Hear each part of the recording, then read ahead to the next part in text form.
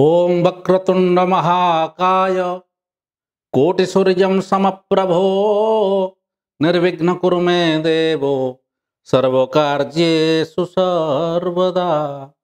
ओम श्री महागणाधिपतये नमः। जय महाविद्या। दर्शक बंधु जे सकल सृष्टिर आधार जे सकल विद्यार आसर तारी पाद तले प्रणाम करी आरंभ करुछि आजिर एपिसोड। दर्शक बंधु ग्रह गोचर मते किपरि रहिछि 2025 मसीहा सेप्टेम्बर मासरे सिंह राशि भाग्य भविष्यत आमे तारी उपरे किछि विचार करिबा। एही मासरे हेबाकु जाउथिबा ग्रह गोचर सिंह राशि पई विशेष किछि परिवर्तन आनी देबार देखा जाए। तेणु एहार विचार करिबाकु जाई आमे देखिबा किपरि रहिछि सिंह राशि व्यक्ति विशेष मानकर क्यारियर भित्तिक कथा, किपरि रहिछि आर्थिक स्थिति, किपरि रहिछि प्रेम संबंध बा सुख समृद्धिर कथा और किपरि रहिछि स्वास्थ्यगत समस्या बा केउ केउ दिग प्रति आपण देबे ध्यान और केउ केउ दिग प्रति हेबे सतर्क और कौन करिवे प्रतिकार यार उपरे मोर ए आलोचना। तेबे आसंतु जानिबा किपरि रहिछि सेप्टेम्बर मासरे ग्रह गोचर स्थिति सिंह राशि व्यक्ति विशेष मानक पई। रविंकर ग्रह गोचर 16 तारिख को रवि कन्या राशि प्रवेश करिवे जहा सिंह राशि द्वितीय रहिबे।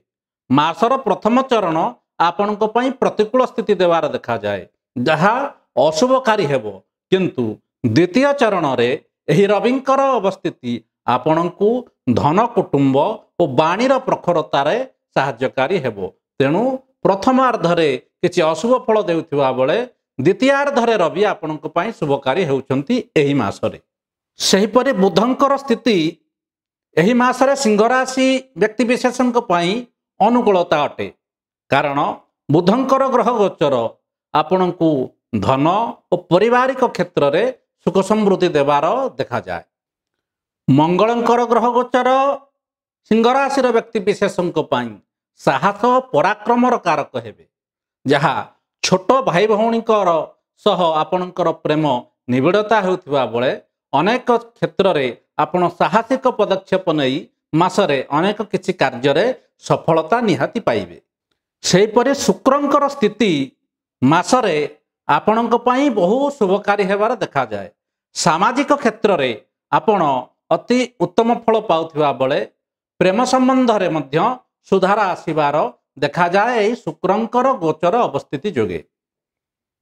दर्शक बंधु यह थिला सम्यक रे विशिष्ट ग्रह गोचरर किछि फलाफल सिंह राशि व्यक्ति विशेषଙ୍କ पई जहाँ मु आपनकु कहिली।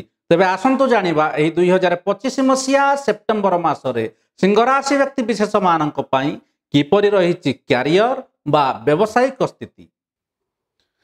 देखंतु सिंह राशि व्यक्ति विशेष माने मासर प्रथम आरु बा 1 तारिख रु 15 तारिख भितरे आपण अनेक कार्य व्यस्ततार रहिबे, अनेक भाग दौड़ मध्य करिवे, किंतु कार्य सेतटा किछि सफलता आपनको मिल न पारे।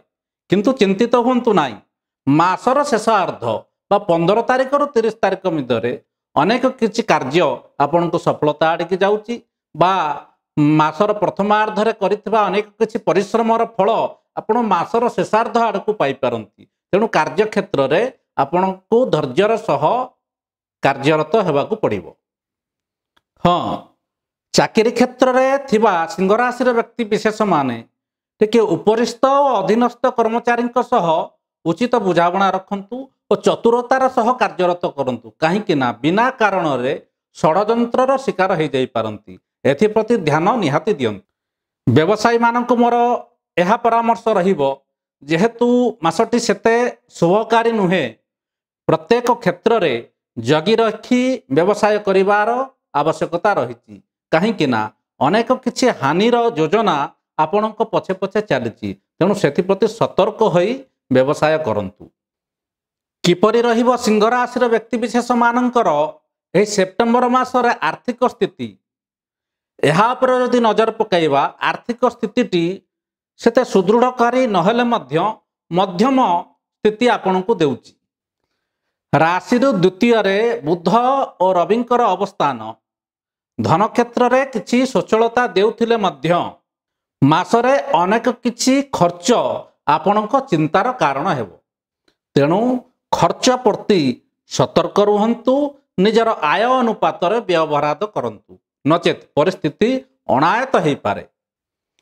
କିପରି ରହିବ ସିଂହ ରାଶିର ବ୍ୟକ୍ତିବିଶେଷମାନଙ୍କ ପାଇଁ ଏହି ମାସରେ ପ୍ରେମ ସମ୍ପର୍କ, ବୈବାହିକ ଜୀବନ ବା ପାରିବାରିକ କ୍ଷେତ୍ର? ଏହା ଯଦି ବିଚାର କରିବା, ପ୍ରେମ ସମ୍ପର୍କଟି ଏହି ମାସର ପ୍ରଥମ ଚରଣରୁ ଅତି ନିବିଡ଼ତା ରହିବାର ଦେଖାଯାଏ। ଅବିବାହିତ ବ୍ୟକ୍ତିବିଶେଷମାନେ ବିବାହ ଉପଯୋଗୀ ଏହି ମାସରେ ଆପଣଙ୍କ ପାଖରେ ପ୍ରସ୍ତାବ ଆସିବାର ଦେଖାଯାଏ। ତେଣୁ ବିବାହ ରାସ୍ତା ପ୍ରଶସ୍ତ ହୋଇପାରେ।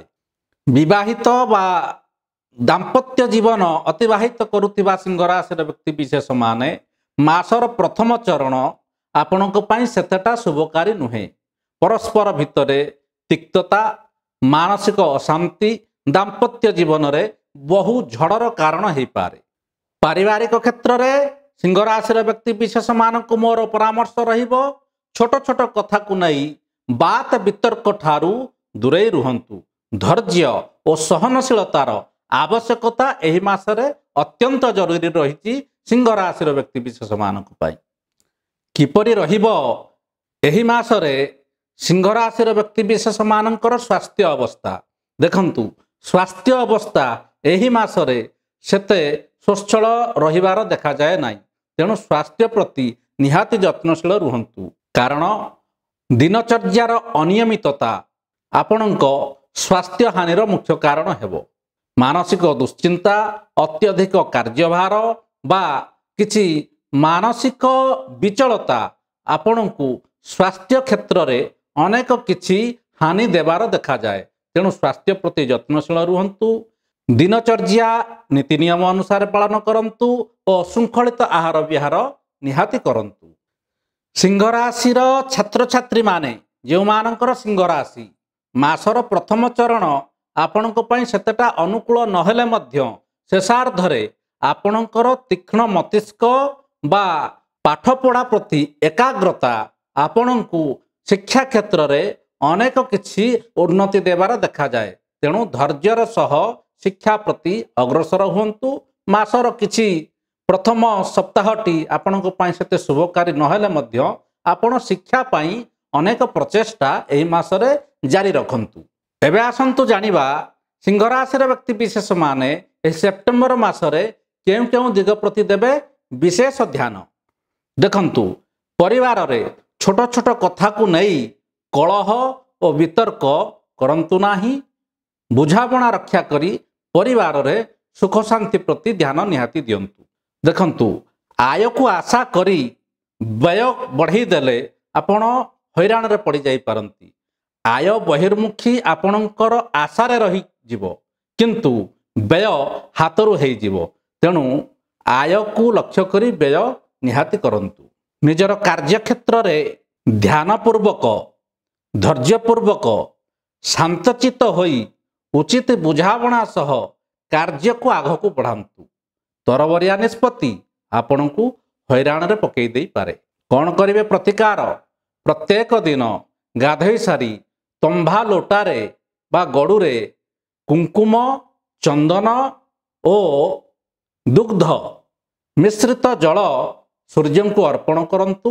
ଓମ୍ ଦିବାକରାୟ ବିଦ୍ମହେ ପ୍ରଭାକରାୟ ଧୀମହି ତନ୍ନ ସୂର୍ଯ୍ୟ ପ୍ରଚୋଦୟାତ୍। ଏହି ମନ୍ତ୍ର ଜପ କରନ୍ତୁ, ସୂର୍ଯ୍ୟାର୍ଘ୍ୟ ଦିଅନ୍ତୁ। ଦେଖିବେ ଦିନଟି ଅତି ଶୁଭକାରୀ ହେବ, ମାସଟି ଭଲରେ କଟିବ। ରହୁଛି, ନମସ୍କାର।